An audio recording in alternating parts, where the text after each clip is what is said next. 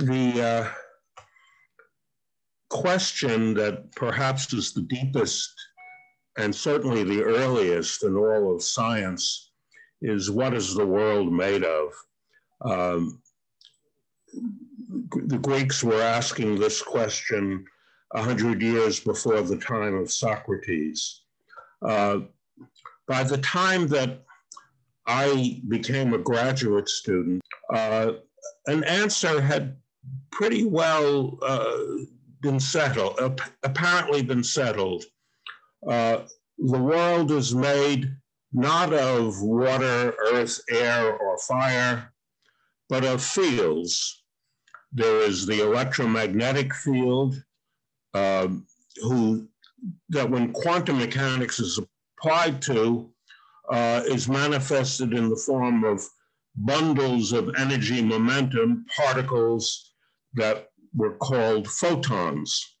There's an electron field that similarly, when quantized, appears as particles called electrons. And there are other fields, doubtless, that we in the late 1950s didn't know about. The weak and the strong interactions were pretty mysterious. It was clear that there had to be more than just electrons and photons.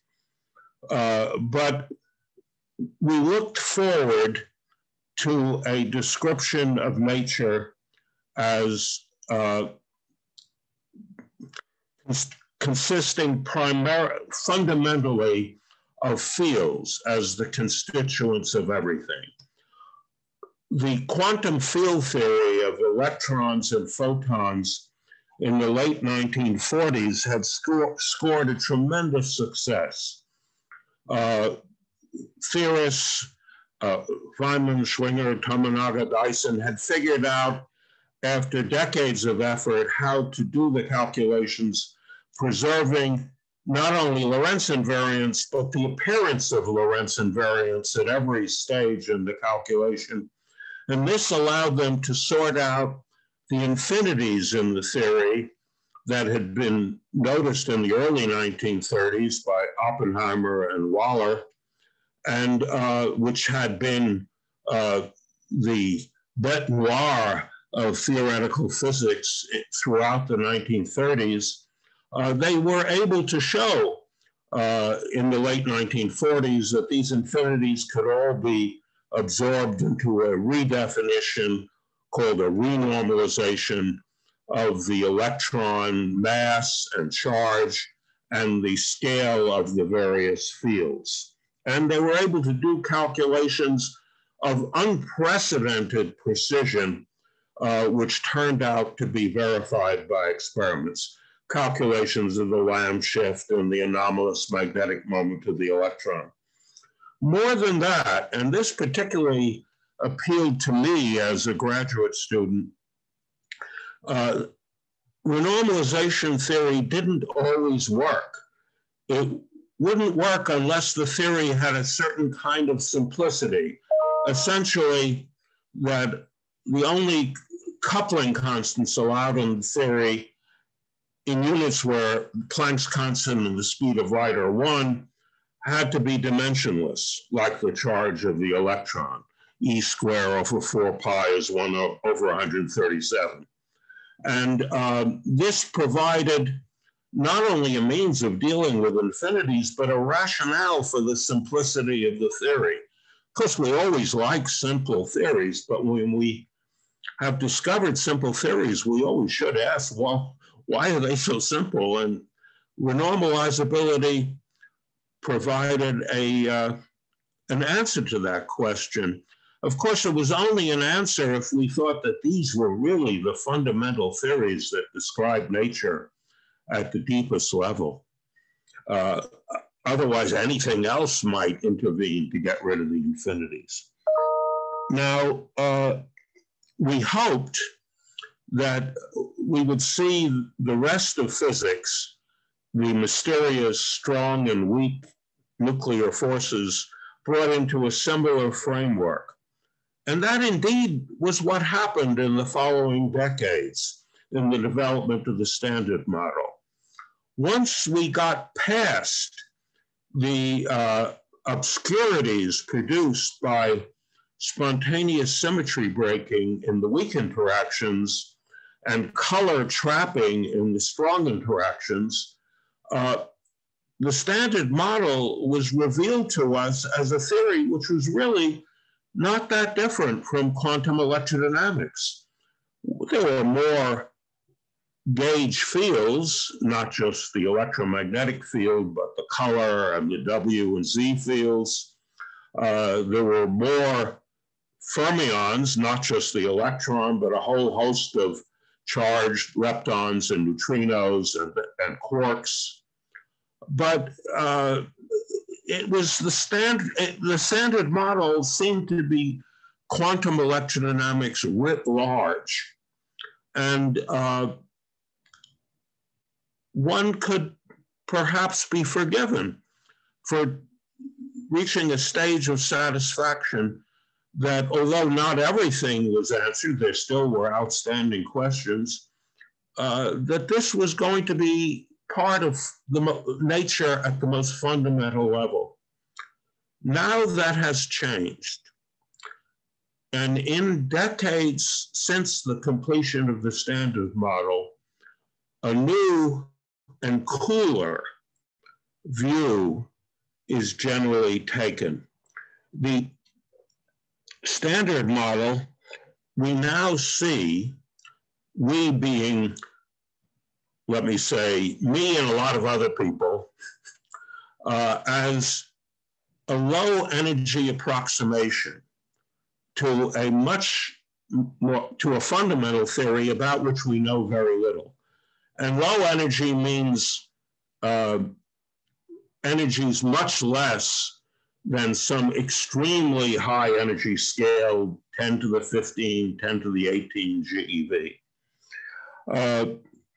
As a low energy approximation, and only an approximation, we expect corrections, as we always have to approximations.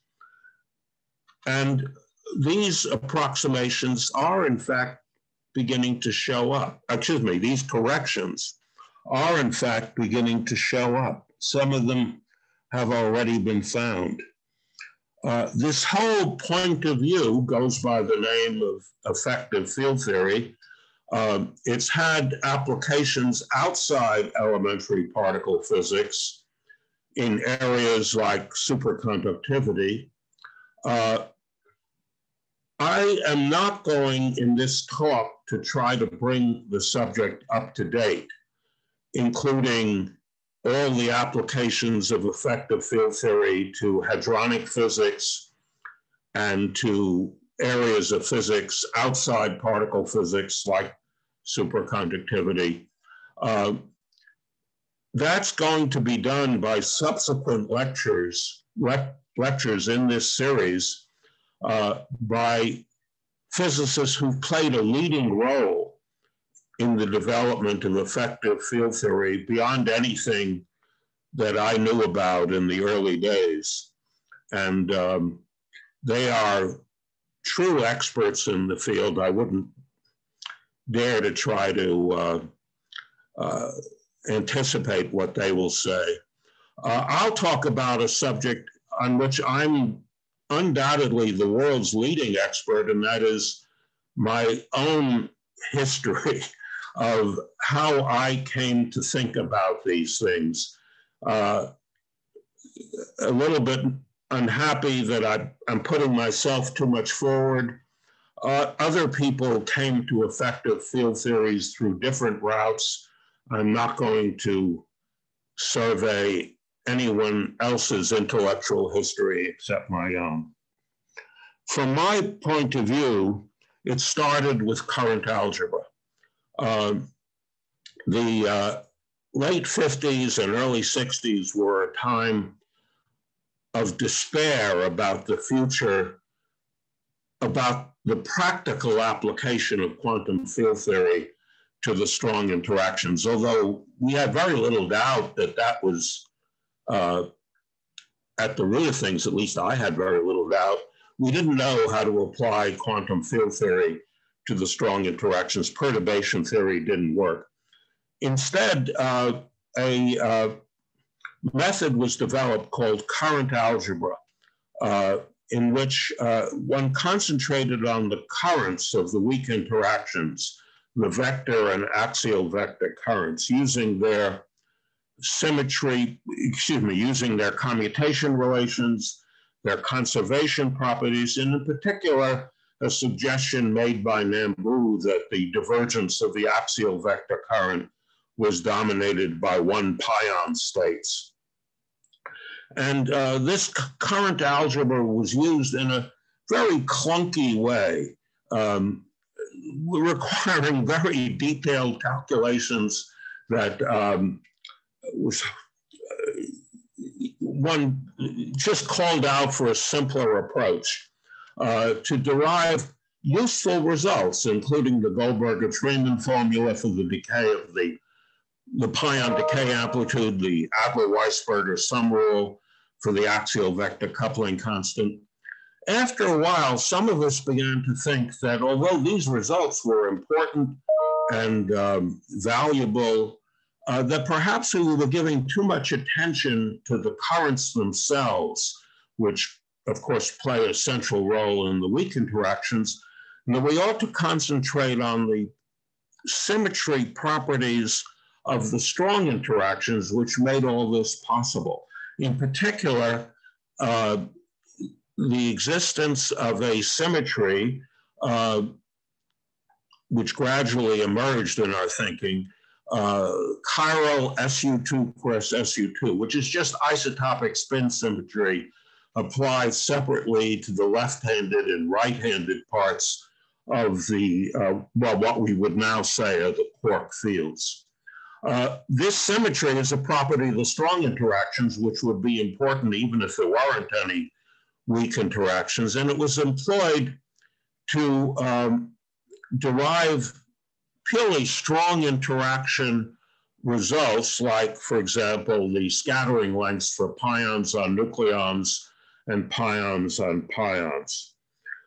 When this was done, and more complicated things like the emission of any number of pions in high energy nucleon-nucleon collisions, emission of soft pions in collisions of higher energy particles like nucleons or other particles. When this was done, using these, as I said, clunky methods of current algebra, looking at the results, they seem to look like the results of a field theory. You could write down Feynman diagrams just out of the blue, which would reproduce the results of current algebra. And so the question naturally arose, is there a way of avoiding the machinery of current algebra and just writing down a field theory that would automatically produce the same results with much greater ease and perhaps physical clarity? Because after all, in using the current algebra, one had to always wave one's hands and make assumptions about the smoothness of matrix elements. Whereas if you could get those results from Feynman diagrams, you could see what the singularity structure of the matrix elements was and make only those smoothness assumptions that were consistent with that. That was done by taking what was the standard theory of that had the chiral symmetry that we thought was at the bottom of all these results, the linear sigma model of Bernstein, Gelman, Fubini, and Tiring, I think, and also Gelman and Levy, and redefining the fields in such a way that the results would look like current algebra. That redefinition was the introduction of a non-linearly realized chiral symmetry. And in fact, eventually the linear sigma model was scrapped, and instead the procedure was simply to ask, what kind of symmetry transformations where the pion field goes to some nonlinear function of the pion field would have the algebraic properties of the chiral symmetry, would give you a Lie algebra of SU2 cross SU2. That, I'm laughing because we have a pair of cats who are engaged in a little fight in the room that I'm in, but you don't see that, so let's not go into that. But you may hear it. That theory had the property that in lowest order, in the coupling, which was 1 over the pion decay amplitude, lowest order was second order, actually, 1 over f pi square, that reproduced the results of current algebra. And why did it? Well, it had to, because the theory, having the symmetry, had all, and Lorentz invariance, of course, and all the other things we assume, unitarity, had to reproduce the results of current algebra. The results of current algebra gave you, for example, pion-pion scattering as a matrix element of order 1 over f pi square. So if you use this perturbation theory and just threw away everything except the leading term, which is what is of order 1 over f pi square, it had to agree with current algebra. And in that way, phenomenological Lagrangians were developed, which you can think of as labor-saving devices, which were guaranteed to give the same results as current algebra because they satisfied the same underlying conditions of symmetry and Lorentz invariance and all the other good conditions, and could be used in lowest order because current algebra said the result was lowest order in this 1 over f pi coupling, 1 over f pi square for pi-pi scattering, and 1 over f pi square also for pion-nucleon scattering. And if you had more pions, you'd have more powers of 1 over f pi, but the results would always agree with current algebra. No one took these theories seriously at the time. And now I'm talking about the late 60s. No one took these theories seriously as true quantum field theories. No one would have dreamed at this point of calculating loop diagrams. What would be the point? We knew that it was the tree approximation that reproduced current algebra. As I said, these were simply labor-saving devices. Well, the late 60s and the 1970s, of course, saw most of us diverted by the development of the standard model. During this time, I wasn't thinking much of these issues. The soft pion theorems had been successful. They, in fact, had been successful not only in agreeing with experiment, but in killing off a competitor to quantum field theory known as S-matrix theory. S-matrix theory had been the slogan of a school of theoretical physicists headed by Jeff Chu at Berkeley. I had been there at Berkeley in its heyday, but had never bought onto it. Their idea was field theory is hopeless. It deals with things we'll never observe, like quantum fields.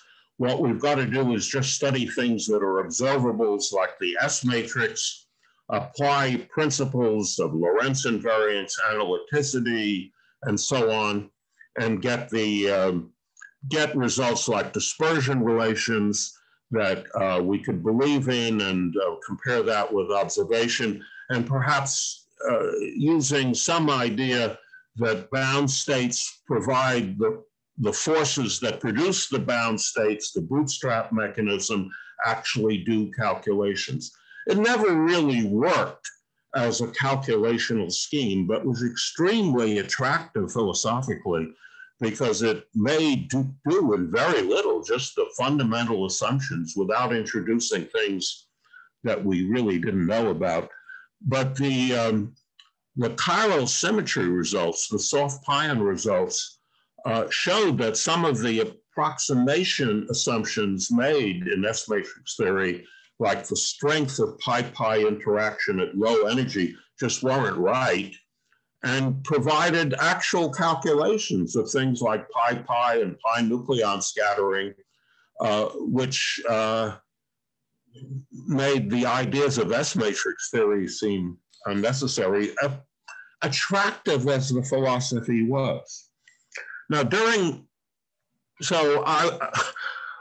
S-matrix theory had been largely killed off, and chiral symmetry had been put in the books as a success, but we were all involved in applying the ideas of quantum field theory and the weak and electromagnetic interactions, and then the strong interactions, building up the standard model, which was beginning to be very successful experimentally.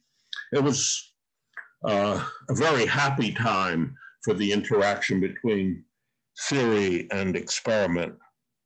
During this period, of course, I was teaching, and in the course of teaching, that really was the thing that changed my point of view, because in teaching quantum field theory, as I did a number of times, eventually turning my lecture notes into a series of books, I had to keep confronting the question of the motivation for the quantum field theory. Why should these students take seriously the assumptions we were making? In particular, the formalism involves writing fields in terms of creation and annihilation operators, have certain commutation relations. Where do they come from? Well, the standard answer was you take a field theory like Maxwell's theory, you quantize it. You use the rules of canonical quantization, you apply them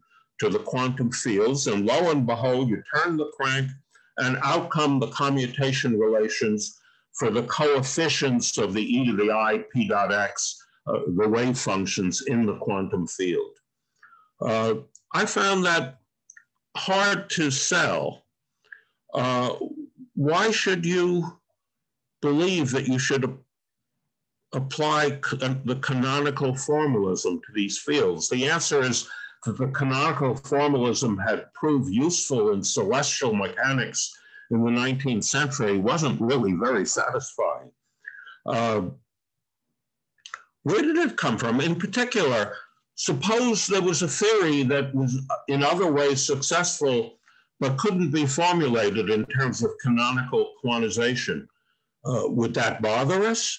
Well, now, in fact, we have quantum field theories. They're not realistic theories. They're theories in 6 dimensions, or theories we derive by compactifying 6-dimensional theories.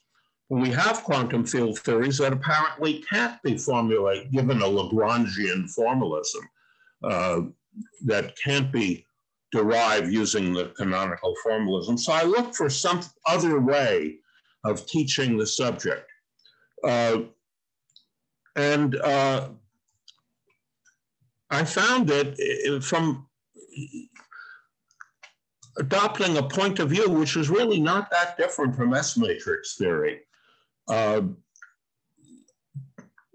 Assuming, of course, the rules of quantum mechanics as laid down in the 20s, assuming, of course, special relativity, and then making an additional assumption whose importance was emphasized to me by a colleague at Berkeley when I was there in the 60s, Evan Wichmann, the cluster decomposition principle, which says essentially that unless you make special efforts to produce an entangled situation, the results of distant experiments are uncorrelated. the results you get in an experiment at CERN are not affected by the results being obtained in an experiment being done at the same time at Fermilab. The natural way of implementing the cluster decomposition principle is by writing the Hamiltonian in terms of creation and annihilation operators. And indeed, this is what was done by condensed matter physicists who were never interested in quantum field theory as a fundamental principle. Their idea was to sort out the volume dependence of various thermodynamic quantities. And they did it by introducing creation and annihilation operators long before we began to do it, well, long before I began to teach these courses anyway in quantum field theory. And it gradually appeared to me in teaching the subject that although individual quantum field theories certainly have content, quantum electrodynamics has great content, quantum field theory in itself has no content except the principles on which it's based, namely quantum mechanics, Lorentz invariance, and the cluster decomposition principle, together with whatever other symmetry principles you want to invoke, like gauge invariance. Although even there, as I'll come back to, it's not clear that's an independent principle.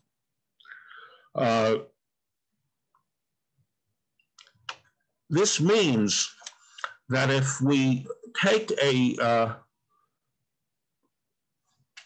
if we think we know what the degrees of freedom are, the particles that we have to study, like, for example, low energy pions, that if we write down the most general possible theory involving fields for these particles, including all possible interactions consistent with the symmetries, and in this case, the symmetries are Lorentz invariance and the chiral SU2 cross SU2. If we write down all possible terms in the Lagrangian, and we work to all orders in perturbation theory, the result can't be wrong because it's just a way of implementing these principles. It is just giving you the most general possible matrix elements consistent with Lorentz invariance, chiral symmetry, quantum mechanics. And if you truncate the perturbation theory at a given order with unitarity expressed to that order, perturbative unitarity. Now, this may not sound as if it's a very useful realization, because if you tell someone calculate using the most general possible Lagrangian with an unlimited number of free parameters and calculate to all orders in perturbation theory, they're likely to seek some advice elsewhere on how to spend their time. That sounds like a doomed enterprise, but it's not that bad, because instead of trying to look for some small dimensionless parameter like the fine structure constant, you can use this insight to generate a power series in powers of the energy that you're interested in. If, for instance, you're interested in low energy pions and you don't want to get up into energies where pi is going to produce nucleon-antinucleon pairs, you want to keep well below the nucleon mass, call that energy, the typical energy at which you want to work E, then this very general Lagrangian gives you a power series in powers of E. And to be specific, just doing the most elementary algebraic estimates, the interactions allowed by chiral symmetry all have the properties that the number of derivatives acting on the pion field, and if you include nucleons that may be emitting and absorbing these soft pions, as for example in the scattering of low energy pions on nucleons, which is within the low energy realm that I was talking about. If you take the number of derivatives, the chiral symmetry dictates that the number of derivatives plus half the number of nucleon fields is always equal to or greater than 2. And if you consider only interactions where that number equals 2, let's say a purely pionic interaction where pions interact with themselves, you'll have 2 derivatives, or a pion being emitted by a nucleon with derivative coupling where you have 1 derivative, but there's a nucleon going in and out.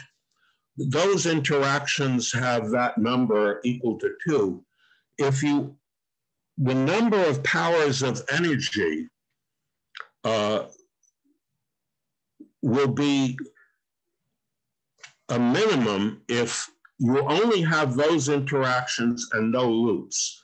To leading order in energy, the only Feynman diagrams you will have will be Feynman diagrams in which all the interactions have this property that the number of derivatives plus half the number of nucleon fields equal 2, and there are no loops.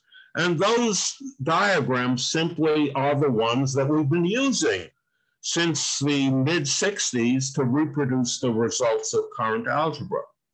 But now the new thing was that you consider higher orders in energy.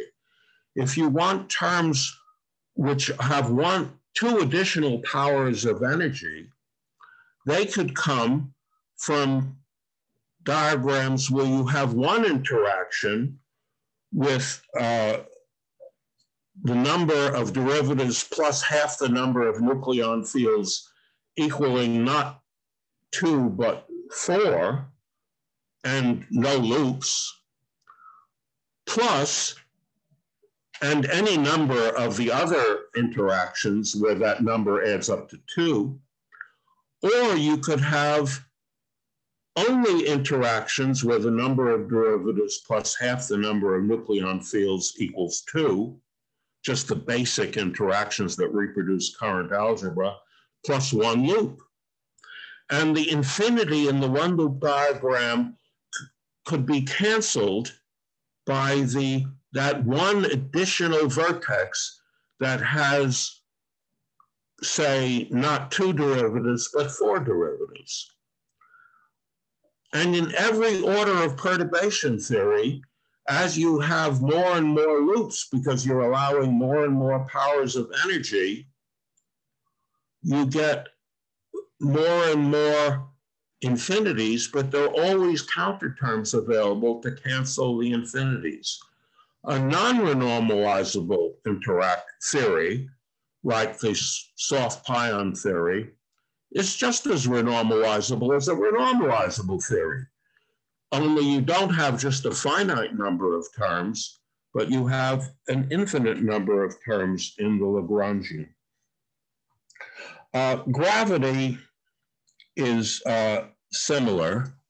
And this, I think, has led to a new point of view about gravity. Why in the world should anyone take seriously Einstein's theory with just an action, the Einstein-Hilbert action, where there are only 2 derivatives acting on metric fields? Surely that's just the lowest order term in an infinite series, and the higher terms produced by loops are made finite by counterterms provided by the higher order terms in the Lagrangian, a point of view that has been developed in particular by Donahue and his collaborators.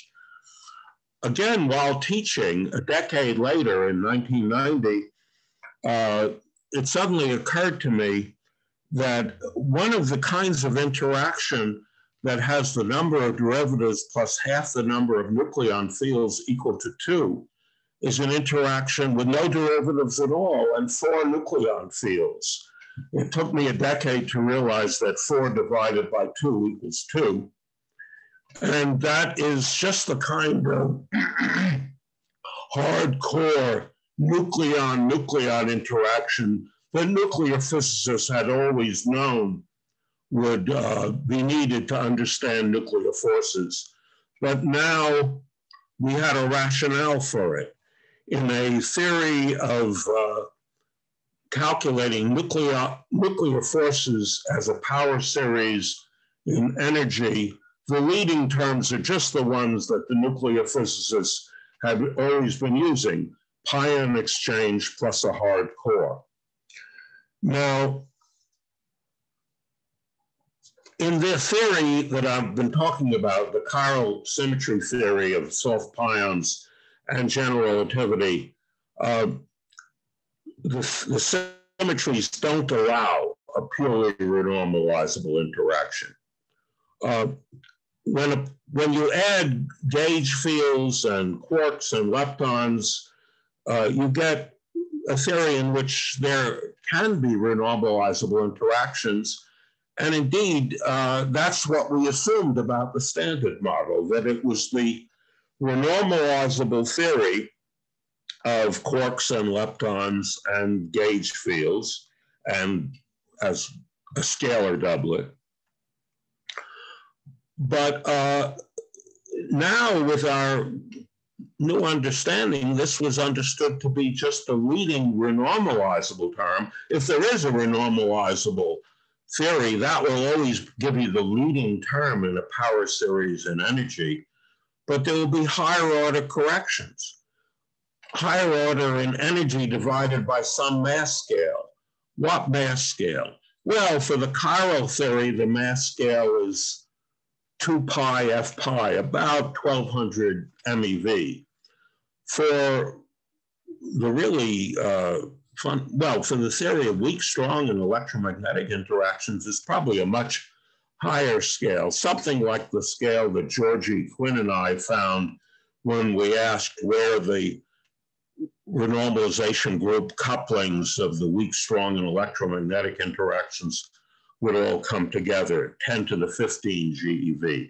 Or maybe it's the scale of gravity, the Planck scale, 10 to the 18 GeV, somewhere in that neighborhood. So there are corrections, call that M, big M. There are corrections of order E over M that we expect. How in the world are we ever going to find corrections that are suppressed by such incredible factors? The answer is that those corrections can violate symmetries that we had previously thought were inviolable, but we now understand are simply accidents. One of the great things about the Standard Model that has nothing to do with effective field theory was that it explained as symmetries that we already knew about that apparently were only partial or approximate symmetries, like, for example, flavor conservation, like strangeness conservation. That was a symmetry of the strong and electromagnetic interactions manifestly violated by the weak interactions. There was charge conjugation invariance, likewise. A good symmetry of strong and electromagnetic, but violated by weak interactions. Parity, although there you have to make special accommodations for non-perturbative effects. Similarly, these were accidental symmetries imposed on us by the simplicity of the Standard Model, which is necessary for renormalizability, plus the other symmetries like gauge symmetries, which are truly exact and fundamental. But if these are and in fact, chiral symmetry itself is such an accidental symmetry, only approximate. It becomes an accidental exact symmetry of the strong interactions in the limit that the quark masses are zero, the up and down quark masses are zero, as does isotopic spin symmetry. And since they are not zero but small, it is an accidental approximate symmetry. But if these symmetries, and there are other symmetries which within the standard model are accidental symmetries of the whole thing, weak, strong, and electromagnetic interactions, in particular, baryon conservation and lepton conservation. Again, aside from very small non-perturbative effects. Well, very small, at least in laboratories, maybe not so small cosmologically. Well, if these are only accidental properties of the standard model, and I'm now thinking of baryon and lepton conservation, maybe they're not symmetries of nature. Maybe there's no reason why they should be respected by the non-renormalizable corrections which inevitably are there. And so you would expect terms of order E over m or E over m square higher orders in the standard model, excuse me, as corrections to the standard model, which violate these symmetries. Wilczek and Z and I independently did a catalog of the leading terms of this type. Some of them, those involving baryon non-conservation, give you corrections of order E over m square, and they haven't been discovered yet. But others, which give you corrections of order E over m, violate lepton conservation, and they have been discovered. I wish I could say that this effective field theory point of view had predicted the neutrino masses, which we now know violate lepton number conservation. Unfortunately for that way of looking at it, lepton number violation was already suspected by Pontecorvo as a solution to the apparent deficit of neutrinos coming from the sun. So I can't say that the effective field theory approach predicted neutrino masses, but I feel that it gets a strong boost from the fact that we now know through laboratory experiments, as well as one possible exception, the only known correction so far to the renormalizable part of the standard model. The other correction, of course, is gravity itself. I mean, that's always been there. And that was always there warning us that the renormalizable standard model can't be the whole story. Now, I expect that we will be seeing another departure from the renormalizable standard model in the discovery of proton decay and the discovery of baryon non-conservation. And in fact, in a sense, it's already been discovered because we know that in the early universe, before the temperature dropped to a few GeV, there was about one excess quark over every 10 to the 9th quark antiquark pairs. And we know that from the present ratio of baryon number to photon number. And so there's a tiny excess of baryons over antibaryons in the universe. Now, of course, they're all baryons because the antibaryons have annihilated. But going back to the beginning, there was a tiny excess of baryon number over, and I think that has to be explained by the non-renormalizable corrections to the standard model.